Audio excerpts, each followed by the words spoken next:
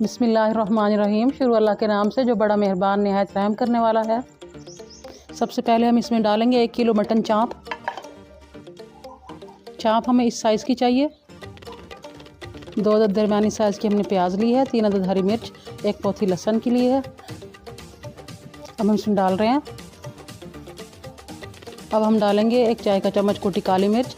यहाँ पे आपने ये देखना है कि पिसी काली मिर्च ना हो, कुटी काली मिर्च हो, उससे हमारे सालन का कलर ख़राब हो जाएगा। अब हम डाल रहे हैं 1 खाने का चम्मच रेगुलर नमक।